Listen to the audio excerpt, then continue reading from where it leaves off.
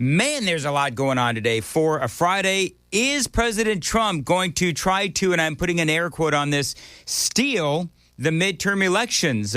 Big news coming from an executive order, apparently. We'll talk about that. Republicans ending the week with more good polling news, and we've got some more insight into Tennessee's Department of Children's Services. The Clintons, Bill Clinton, taking the hot seat today on Epstein. Oh, to be a fly on the wall. And apparently the Iranian nuclear talks have now collapsed, and we'll talk about what's next. There is a lot going on. I don't know if you saw J.D. Vance. He was in Wisconsin. I think this was yesterday, and he talked about, of course, the importance of the midterm elections. We fight for the American dream for you and your family, however you define it. We would really appreciate you not sending us a bunch of crazy Democrats in November, so please don't do that. God bless you all. Thank you. There you go, J.D. Vance. And obviously the midterm elections are a big concern, and that is why this headline from the Daily Mail, Donald Trump is being urged to declare a national emergency to take power over the midterm elections, as the president is, of course, pushing for that voter ID bill. Attorneys close to Donald Trump are urging the president to declare a national emergency that would allow him to take sweeping powers over the crucial midterm elections. So we know that Donald Trump and the Republicans have been trying to get the Save America Act passed.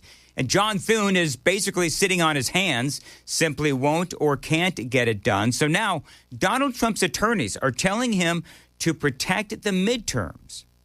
There is a 17-page draft of a presidential executive order that supposed Chinese interference in the 2020 presidential election would really justify Donald Trump being able to declare a national emergency heading into the midterm elections. And basically what Trump would do is effectively mandate voter ID nationwide, ban vote by mail, and mandate ballots be counted by hand. So this is from the draft. There is now clear and compelling evidence from court cases and forensic analysis that these threats have not been mitigated, but instead those threats from China have been intensified. That reads the draft. So now, as you can imagine, the Democrats are freaking out. This is, of course, one of our favorites on Nashville's Morning News, Senator Chris Van Hollen. This would be an effort to try to steal the 2026 elections. Can you imagine Donald Trump in the White House counting the votes as they come in and making sure that he has enough in every congressional election or state election to make sure that Republicans win? Because that's what he is talking about here. Like he's channeling Ilhan Omar or something. But, that's not quite the way that it's going to work. The reporting is that he would mandate, again, voter ID, ban vote by mail. I assume that would not apply to military. Those are absentee ballots. But here's the thing, is that I do believe that our elections are threatened. I do. I believe the Democrats are the ones that are threatening our elections. I think the Democrats are more of a threat to our elections than China, but still. Lawyers aligned with President Trump telling the Washington Post they understand that Congress and the states traditionally have legal authority over elections, but here we have a situation where the president is aware that there are foreign interests that are interfering in our election processes, he claimed. That causes a national emergency where the president has got to be able to deal with it. It is a desperate attempt to maintain power at a time when the American people clearly don't like what they're seeing from the Trump administration. So we need to act right now. We need to act in the courts. We need to act in communities all over the country to literally get in the way of what Donald Trump is planning, which is to subvert our national election. So again, that is a Democrat Senator Chris Van Hollen, Senator Mark Warner, Virginia Democrat, and a ranking member on the Senate Intelligence Committee, said there's no reason for any of this. Here's his quote. We've been raising the alarm for weeks about Trump's attacks on our elections. Now we're getting details about how they might be planning to do it, Warner said in a statement. He says, let me be clear, there's no national emergency. This is a plot to interfere with the will of the voters. Now, we took a Daily Dan poll. If you want to take the Daily Dan poll, you can. Watch us on YouTube if you would. That's my preferred method. And you can watch the radio show as it continues to unfold this morning. And when you go there, you can take the Daily Dan poll that is now turned into every other day Dan poll. But today's poll is, how did we phrase it there, Sam? Would you agree with Trump using executive orders to secure elections for the midterms? And what are people saying? 90% say yes. 90% say yes. Okay. Actually, it just spiked to 91. There you go. Now, this is what Donald Trump has been saying about this soon-to-come executive order. You know, he's been talking about this for a while. So you can never have a real democracy with mail-in ballots. And we, as a Republican Party, are going to do everything possible that we get rid of mail-in ballots. We're going to start with an executive order that's being written right now by the best lawyers in the country to end mail-in ballots because they're corrupt. Yep. I mean, I believe that mail-in ballots are corrupt. I believe that the Democrats are doing everything they possibly can to cheat. But what about this Chinese influence? We mentioned this a few minutes ago in the 5 o'clock hour. What have the Chinese done to influence our elections? Because that would be, for Donald Trump, that is the justification, is that the Chinese tried to influence the 2020 elections. By the way, just real quick, you know what I find fascinating about all of this is that the Democrats have been hyperventilating since 2016 that the Russians and Donald Trump colluded to steal the election in 2016. Yet, there's nothing to the Chinese trying to influence our elections and influence campaigns. Well, the reality is that the Chinese have got some disinformation campaigns that they have done, AI-driven content as well. And by the way, you think that AI has gotten better since the last midterm election? Absolutely. So you've got AI-driven content as well. There is this 2023 U.S. intelligence report that said with high confidence that the Chinese attempted to influence the 2022 midterm elections. The Chinese have also, tried any number of things to try and influence our political campaigns. You've got disinformation campaigns, as I mentioned. As far as Donald Trump using the 2020 interference claim, Republicans, again, said that the Chinese did try to influence the campaign, and really the Republicans say that they did. A National Intelligence Council report says they thought about it, but they ultimately did not. But there's more to that Democrat talking point. So there is evidence that China did try to interfere with the election of 2020, according to Kash Patel. Now, this is from the New York Post. Patel has now turned over a trove of documents to Congress detailing alleged Chinese campaign to meddle in the 2020 election. This involved thousands of bogus U.S. driver's licenses. Precise details about the alleged effort are murky, they say, but a confidential source alleged the Chinese planned to use driver's licenses for thousands of mail-in votes to benefit former Vice President Joe Biden. A spokesperson for the FBI explained to the New York Post. Authorities had caught wind of the alleged plot around August of 2020, but intelligence reports on it were recalled. In other words, basically stifled, for reasons they say that are not fully clear, the spokesperson added.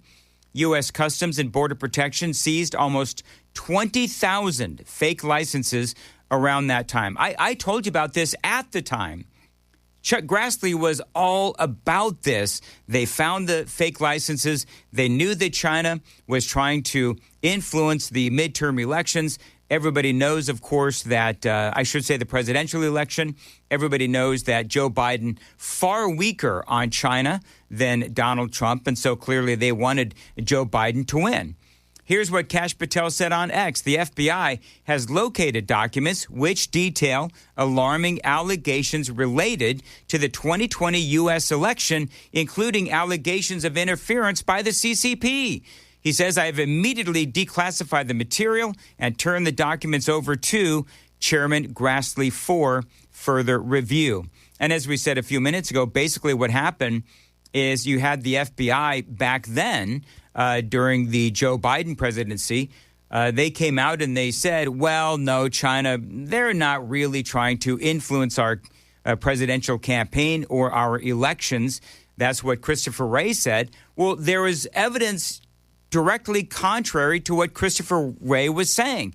The FBI, Joe Biden's FBI, spiked that investigation because they didn't want any evidence contrary to what Christopher Wray had testified to. And so there's a big, massive cover-up.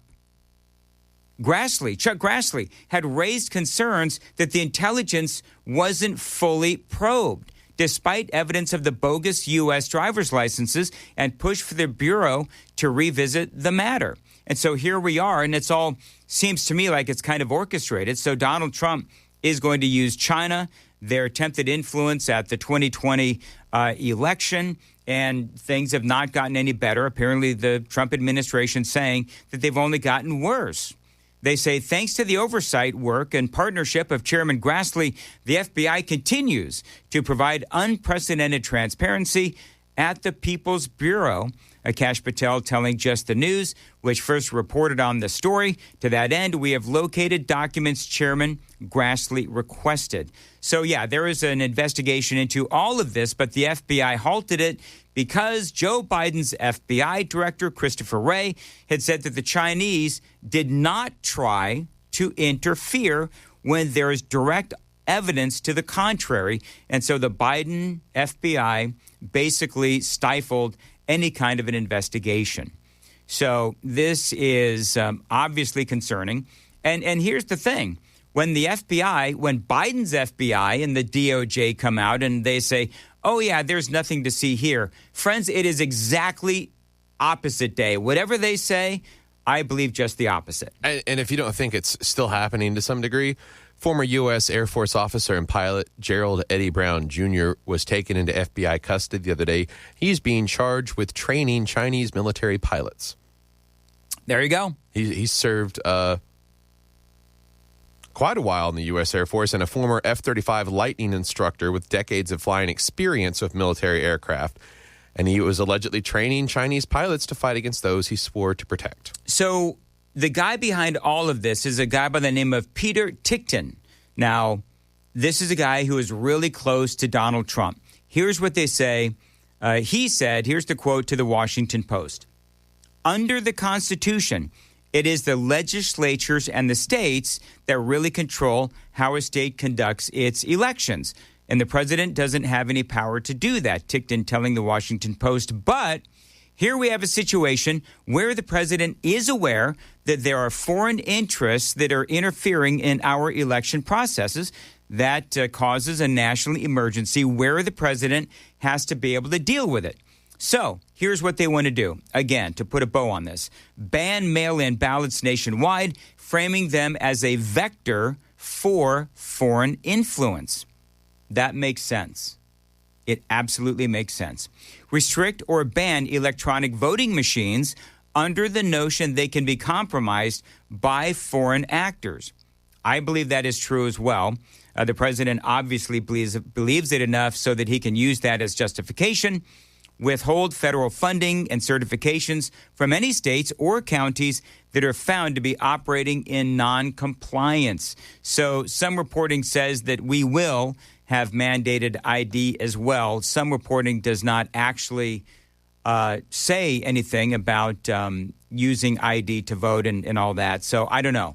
We'll have to wait and see where this whole thing goes. But really interesting.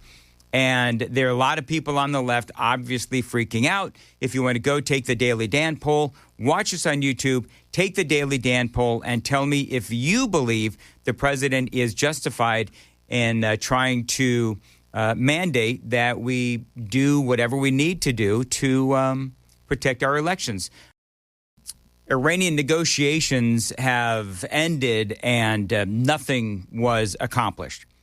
This is from the Associated Press. Iran and the United States held hours of indirect negotiation Thursday over Tehran's nuclear program, walking away without a deal, leaving the danger of another Mideast war on the table as the U.S. has gathered a massive fleet of aircraft and warships in the region. So now the question is, what will Donald Trump do? By the way, I did a whole thing on Donald Trump using an executive order to try to protect the midterm elections. We did do the daily Dan poll on YouTube. Overwhelmingly, those listening and watching on YouTube and taking the poll say, yes, Trump should use an executive order to try to safeguard the elections. I told you all about that. One guy very quickly, 3994, says, absolutely, yes. He says, I have worked the elections in Nashville. There are some very dishonest people on the left that are those sitting on the election commission that do things dishonestly. And I witness, he says, I'm a witness of it. And so, I mean, nobody is, I don't know. That doesn't surprise me at all. Does that surprise you? No. So now we have a situation where Donald Trump is thinking that he is going to try anyway to use an executive order to safeguard those elections, and we'll continue to talk about that and hey, Dan, a whole lot more. I'm just reading here that the Justice Department's suing 5 more states for failing to hand over their voter registration list. So that kind of adds to it. That Absolutely body of adds to it. What are they afraid of? Oh, now Jones triggered me. But what are they afraid of, Joan? Yeah, and so it's now 29 states plus the District of Columbia that are being sued by the Justice Department. And you know that these are all blue states. Do you know what's so funny, Joan? I was going to ask you, is there any state that is conservative that is refusing to hand over the voter rolls? Did they say, by the way, Joan? It's not just it's also the SNAP benefit program rolls, too, that they refuse to hand over, if I'm not mistaken. So what is the justification that they're using to not hand over the voter rolls? I mean, it's private voter data. BS. You know what? If you ask your kids, hey, let me see your phone. No. You know they've got something to hide, right? Now you're going to want to see it 5 times more than you previously did. Well, because you're automatically suspicious. Yeah. You're automatically suspicious, and I guarantee you the states that are refusing to hand over the voter rolls is going to be, California, Illinois, Massachusetts. I mean, the state of Washington. I could go on and on. Kansas is one of the states. Kansas? Deeply red. Yeah. All right. But and what they're saying is because it's private data. Is that their justification? So from an organization called newsfromthestates.com, at least 4 states with Republican chief election officials have offered public data, but not the sensitive information like driver's licenses and partial Social Security numbers that are being sought by the Justice Department. All right. It just makes them look more guilty. But whatever. It does. It certainly does. I mean, why would you not want safe voter elections? Because they got to cheat, Joan. Yeah. I mean, obviously you know that. I'm being somewhat sarcastic. So, yeah, and this is going to be a big battle if Donald Trump, and by the way, I think I did mention during that monologue, Trump has not actually said that he is going to utilize this particular executive order. He has alluded to it in the past. We'll have to wait and see what happens. There's a lot of, what's in the news today, Joan? What's that? A lot of wait and see.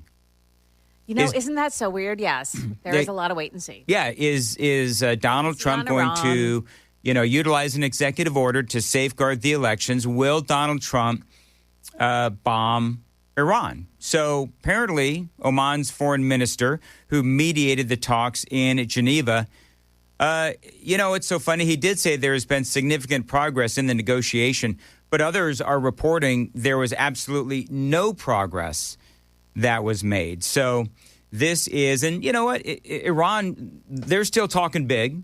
That's what they do. Who was it? Somebody, I forget who it was. Stephen Bucci, maybe, said that one of the reasons why Iran likes to bloviate about, the United States, the great Satan, whatever, is because not only are they trying to portray toughness to the world, but they're also trying to portray toughness to the people of Iran, of course, because we know that there's been an uprising. By the way, our favorite senator, one of our favorite senators, John Kennedy, got up yesterday in the Senate and sounds like he is advocating for the president to take out the Ayatollah. Need some audio. I'll tell you what the Ayatollah believes.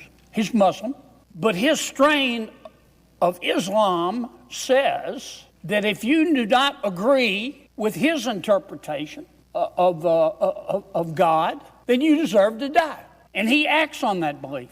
Well, and let's also not forget that in Iran, if you stand up to the government, even if you are of that particular brand of Islam, if you stand up to the government, then you are to be killed. Although I believe that most of the protesters, if not all of the protesters, were more than likely moderates. But whatever. Here's the point, is that the government has admitted to killing, I think it was, 30,000 people when those protests were going on?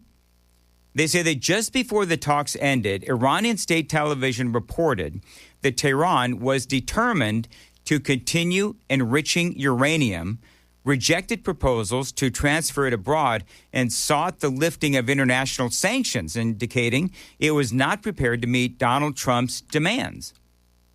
But I think that what Trump is trying to do is he's trying to exhaust every single possibility for a peaceful resolution. He wants to kill Americans and Israelis and anybody who does not believe in his jihad and drink our blood out of a boot. And he's acted on that. And that's not acceptable. No, that's John Kennedy making the case before the Senate that Donald Trump should do whatever he needs to do to take care of Iran's nuclear ambitions. Joan, if you're there, do we know how bad that accident on 40 westbound is? Because it was an overturned car.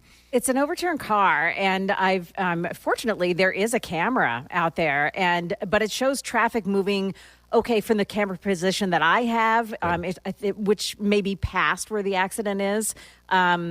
But yeah, the traffic is moving. However, it is a serious accident. The traffic center is saying that it's 3 left lanes are blocked off right now, I-40 westbound at I-840 because of this overturned vehicle. Okay, very good. Thank you, Joan. 6:45. By the way, headline from CNN. I'm talking about this. Iran and the U.S. to resume talks over Iran's nuclear future next week. And just highlighting some audio from the senator from Louisiana, John Kennedy, who is advocating for us to go in, maybe as soon as this weekend, who knows. Remember, one of the things that Donald Trump does, he's always about the surprise, right? So he's all about the art of the deal, negotiating, but then when the time comes and he's made up his mind, he may say it's going to happen within the next 30 days, and then boom, he takes care of the problem. So this is more from John Kennedy. We're not trying to start a war in Iran. The president is trying to end a war in Iran. If the Ayatollah gets a nuclear weapon, he will use it. He could use it against America. He could use it against Israel. I don't know who he'll use it against, and I hope I'm wrong, but he will use it. And you know what else will happen? As soon as he gets a nuclear weapon, Saudi Arabia is going to get a nuclear weapon, and the UAE is going to get a nuclear weapon, and Japan's going to get a nuclear weapon, and South Korea, and I could go on and on and on. Well, and we've seen those kinds of things happen before. In an interview with Iranian state television, Iran's foreign minister said the talks with the U.S. were some of the country's most intense and longest rounds of negotiation. The White House did not immediately respond to a request for a comment. We've got U.S. Special Middle East Envoy Steve Witkoff held multiple rounds of talks, not only this year, here in the last week, but also last year, that ended up collapsing after Israel launched its war against Iran in June. So we'll have to see where this whole thing goes. One of the things as we continue to talk about this, just very briefly, because the talks are going to continue next week, but there is that question that everyone keeps asking, which is, okay, so Donald Trump and the Trump administration, back when we attacked Iran months ago, said that their nuclear capability was obliterated. So what has changed? So the Trump administration, because that has been a conversation, the Trump administration came back and basically said, yeah, but there are indications that they are trying to rebuild what we destroyed. And that is why there is, again, this conversation about taking out not only whatever nuclear capabilities they have, but perhaps even more as far as going into Iran and trying to take out their leadership. And we all know, we've talked about it ad nauseum, about taking out the leadership, the possibility of a power vacuum. You're going to have all of these different religious organizations in there and people trying to take over Iran, and that could lead to even more violence in this already violence-prone state. Here's more from John Kennedy. But that's not the only thing the Ayatollah has done since he became the Ayatollah. He exports terrorism. He was the person behind Hamas and Hezbollah that have killed so many people throughout the world. Not just in the Middle East, but across the world, including but not limited to Americans. That's why we ought to care. The Ayatollah also has conventional ballistic missiles and is building more as we speak. Now, those missiles can't reach America yet, but they're working on one, and they can sure reach our military bases in the Middle East. You know, he presents and again, he's one of my favorites. He presents a very convincing argument for us to go into Iran. But I'm telling you, I'm just not there yet. I'm not. I know a lot of you folks are not there yet either, because I can see beyond just, and as I've said many times, this isn't about taking out Maduro. This is about regime change, and Iran's tentacles, the Ayatollah's tentacles are so deep in Iran that it's going to be really, really hard for, regime change, if you will, because the Ayatollah and all of these radical Islamists that run the nation of Iran, they're deeply, deeply embedded. And they've already said they will not go quietly. Put down the nuclear weapons. Put down the nuclear enrichment. Stop exporting terrorism to Hamas and Hezbollah. End your missile program.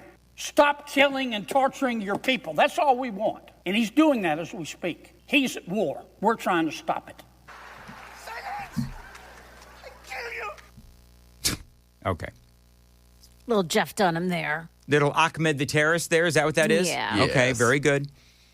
So anyway, I think are most people, hit me up on the text line, because it is my opinion that most people who listen to WTN, they are not on board with going into Iran. I don't even think Donald Trump is on board with going into Iran. You know what the thing is? I don't want to upset the apple cart right now. The economy's looking pretty good. We've got midterm elections to focus on. I understand that there's things to worry about with Iran, but this is a mess that we don't necessarily need to get into. Our allies in the region, they don't necessarily want us to go into Iran. They may support us, but they're telling the president that they don't want him to go into Iran. But you see different stories from, different, media outlets saying, well, the president is getting support from the leaders in the region that are our allies. That Israel is all about going into Iran. Don't really get me started on that. But I don't know. I don't want to upset the apple cart on this. I don't want to get into what I would, assume would ultimately end up being a forever war, because Donald Trump has said that he doesn't want to get involved in those. The big question is, how easy would it be to do whatever it is that Donald Trump wants to do? Every person that I've interviewed on this, every person that I've read on this, every person that has spoken about this has said that it's the attack is one thing, but what happens afterwards, and that's the problem that we face. And that's a problem I've still not yet received what I would say is a legitimate answer, or an answer that would convince me that we wouldn't be stuck in I don't know if I want to use the word quagmire or whatever, but we're going to be stuck in there for a long time if we ultimately end up going in. And right now, I think after the State of the Union and with the state of the economy, I think that right now, Republicans and conservatives, we do have the momentum heading into the midterm elections. I don't want to fool with Iran right now. I just don't see where the end game is something that we're going to be able to achieve in the long term unless we are there for the long term with boots on the ground.